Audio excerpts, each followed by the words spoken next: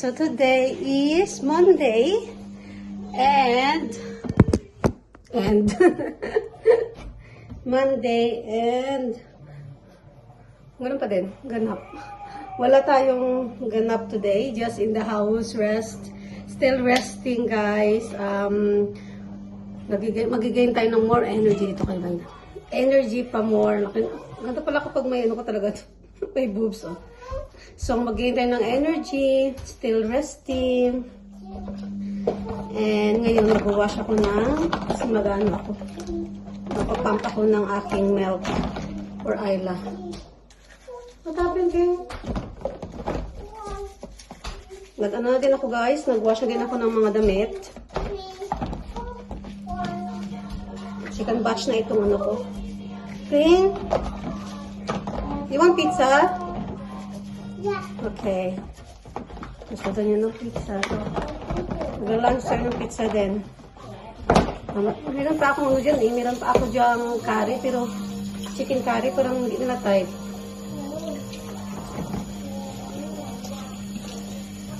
Oh, don't open that, I told you. It's the cover. Oh. It's not nice anymore, eh? Yeah, because it's a void, no? The dirty. So it's still gonna be nice and clean. English pa more. It's a plastic to cover. So at least that thing is still nice and new. That's it, mate.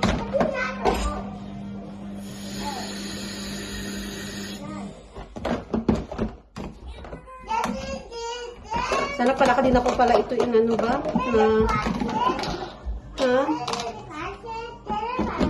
Para ano? Mag-pump na lang ako ba?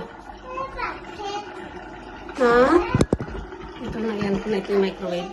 Kasi guys, microwaveable kasi ito siya. Itong ganito. So, madali siyang gamitin. Ilalagay mo lang sa microwave. Tapos, sterilize na siya for 8 minutes siya. Sterilize. Yung kay King dati, ano yung electric? Ito, maganda siya kasi microwave na lang siya.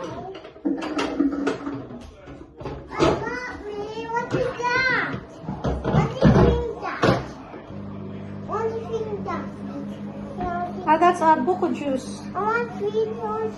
You want that? Okay, don't open it. Buko juice. Yeah. If you want to drink, you have to remove this. And then, mahal ito ba? 4 pounds ata yun? Yan guys, mga labahan ko pa yan. No, later.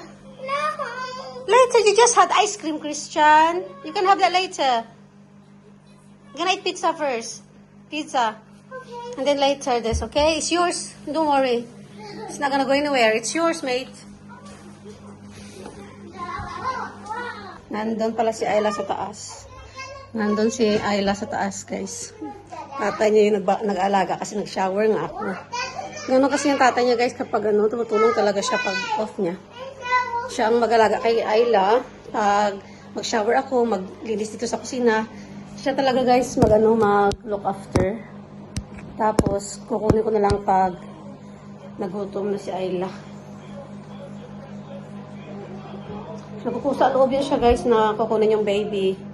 Tapos, sa umaga naman siya nagpibihis kay Christian. Nagpapakain ng breakfast. Yan. Kasi tulog pa ako niyan. Kasi nagising. Gising tulog si Ayla. So, kailangan ko ng pahinga ba. Nakakaintindi siya, guys. Nakakaintindi siya sa sitwasyon.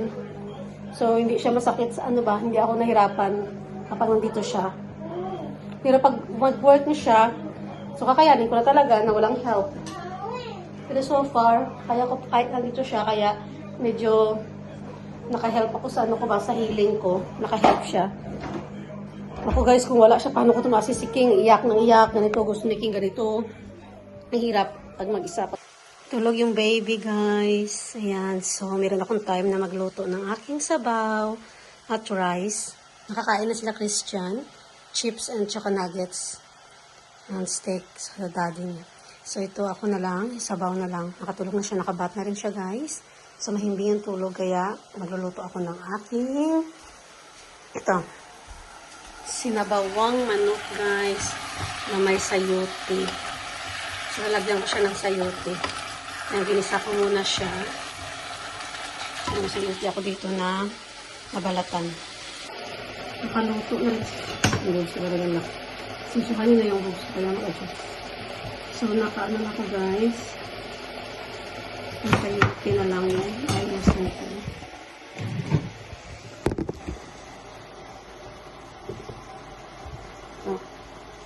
Sayote. Laki pa rin siya. Ano na, 11 days na. 11 days na postpartum.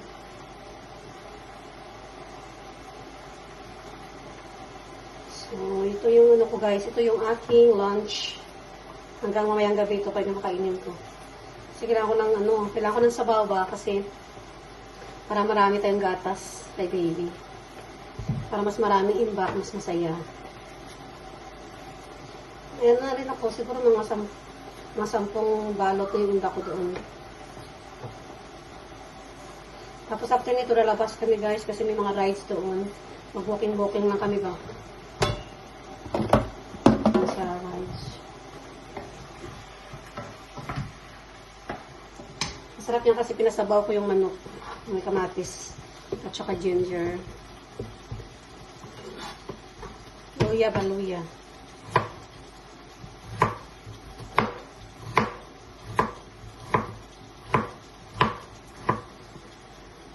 Sarap kasi itong sayote. Parang ano na siya ba? Parang papaya na rin siya. Kasi walang papaya doon sa Asian food na inilhan. So sabi ko sayote na lang. Lagi siya ng sayote doon. Nabenta siguro yung sayote nila. Kasi lagi may stock na.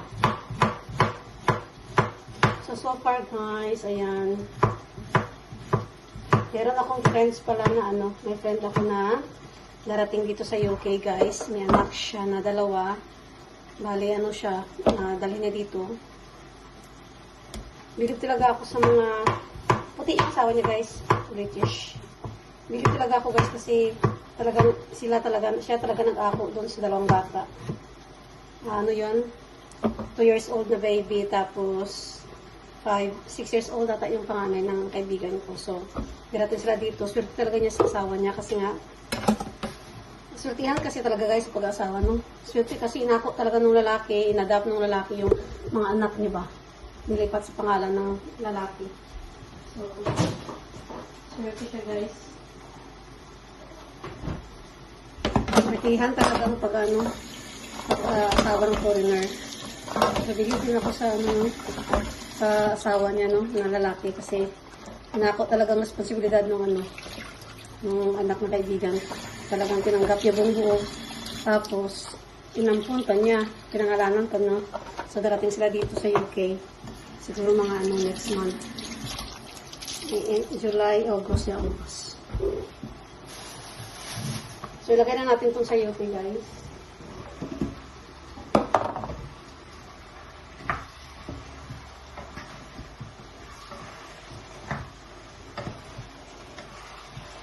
So, yun. Mahirap ang buhay dito sa UK. Mahirap ang single mom dito, guys, kasi lalo na pag may anak ka. Mahirap, guys. Iwan ko lang kasi ako baka hindi ko kaya, guys, maging single mom. Parang hirap. Nakakat.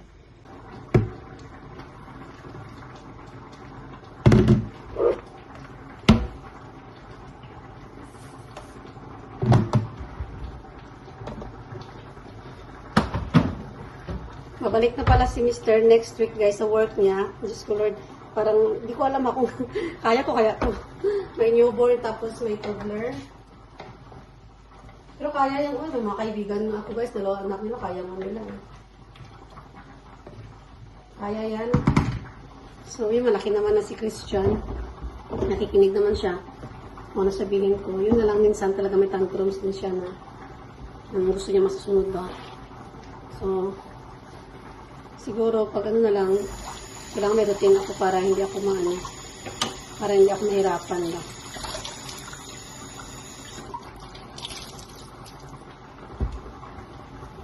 Ayan. Malapit na maluto yung sabaw natin, guys. Kakain na tayo. Sarap ng sabaw kasi. Si Christian nandun sa taas. Tatay niya. Lagyan na magic sarap. Para masarap. May malunggay pa din ako dito, guys. Malunggay pa rin nilalagay ko. Yung malunggay ni Kura na lang siguro. Kasi yung kay mama. Kay mama na malunggay. Parang ano ba? I-dry ko yung ulit kasi parang basa pa din.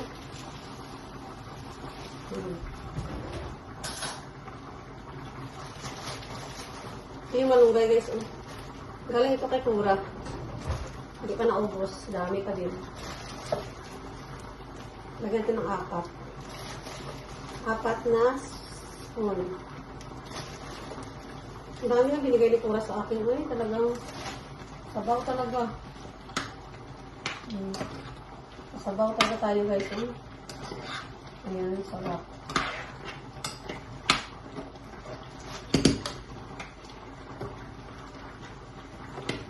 Para itong malunggay, dinurog na malunggay, na-dry siya tapos dinurog siya. Sarap siya sa sabaw. I like it, guys. The sabaw is life. Pag napapadede ba, no? So, ano siya? Sustansya sa bata, sa baby.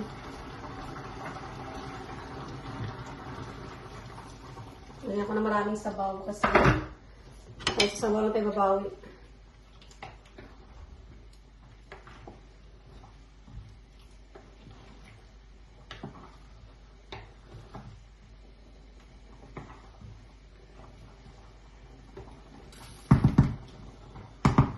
Natin kung alat siya. Sarap. Uy, ang tamis ng sabaw. Kasi nga yung ginamit ko na kamatis, guys, is cherry tomatoes. Cherry tomato. Tomatoes. Cherry siya. So, matamis ng sabaw. Sarap.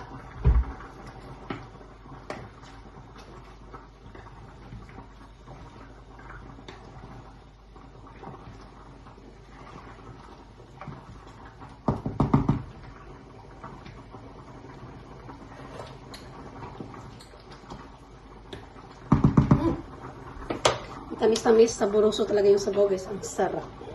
So, yeah, kakain ako after nito, tapos pahinga. Tapos lalabas kami, mag-walking lang sa park. Yun lang. Yung ganap sa amin. Kasi, ayaw pa namin magbiyahe, guys. No? Bali pa si baby. Unless, ano siya, going to hospital for check-up, ganun. Pakita ko sa inyo yung sabaw, ha? Yung kawali ko, luma na ito. Ay, yung kaldero, luma na itong kaldero namin, guys. Papalitan na yan next year. Yan, sarap. So, dito kami sa labas, guys. Nag-walking. Para makalabas ni si Ayla. Makalanghap din ng sariwang hangin. Ayun siya sa loob. Tinanggal ko yung niya, yung sombrero niya kasi ang init.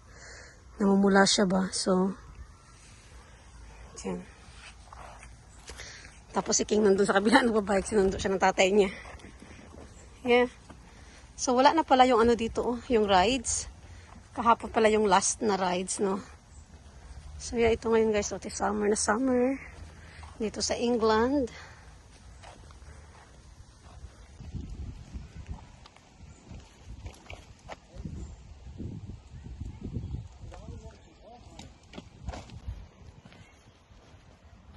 Ang ganda ng araw, guys. Oh. Tingnan nyo, maliwanag. Andun pala si King sa dulo.